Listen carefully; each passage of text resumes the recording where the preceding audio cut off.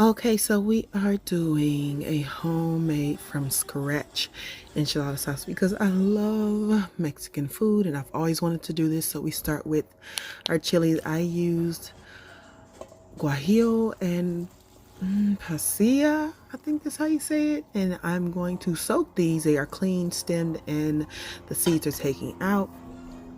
I also put the bay leaf in there. I just wanted to do that. You don't typically do that, but you soak it for about 20 minutes. Now in a separate bowl, I am adding some garlic, some peppercorns, some cumin, some Mexican oregano, salt, and I added onion, which is not typical. Okay, I just love onion. If you don't know, I love onion. So this is 20 minutes. They've been soaking.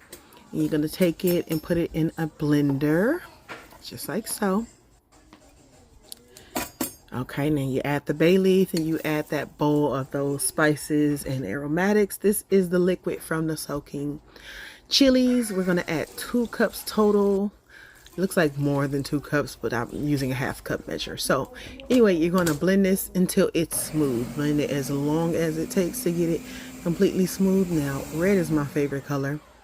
This is the prettiest red, like the prettiest red. Okay, I don't even know what that would, it's just the prettiest red. So you're gonna run it through a sieve or some cheesecloth, whichever, and just gently, you know, kind of squeeze that through. You're gonna get rid of all those skins, and then I'm gonna put some more broth just to kind of make sure I squeeze all that delicious flavor and things out. Okay, this is what we're left with. So smooth, silky, and beautiful. We're going to simmer it to thicken it a bit. I braised some Melanated with some vinegar and a couple of spices while I was waiting for the sauce to simmer. Then I'm chopping it up. It didn't take long to do that. I have this really beautiful deep dish. There is our finished enchilada. Look how that color just deepened. It's so rich and beautiful.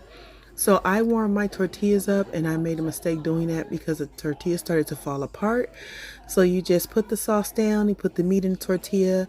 After you dip the tortilla in the sauce and then you roll that, you can add cheese and meat. Somebody told me to put mozzarella because I ran out of the authentic cheese, which I can't say. I meant to look it up to know how to pronounce it, but it's Oaxacan. I know plenty of people would know that. I just can't pronounce it, but I'm just grating some more of the mozzarella to add on top.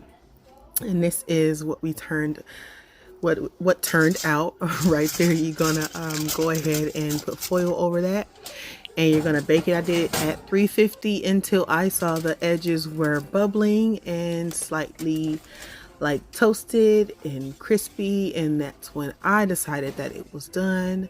So I made some Spanish rice or Mexican rice and some refried beans to go along with that, and this is what I came up with. You're gonna see it's gonna fall apart because my tortillas were way too soft. I should have did it differently, but this came out really good. If you decide to make this enchilada sauce, please tell me anything I could have did different. I'm all, you know, ready to learn.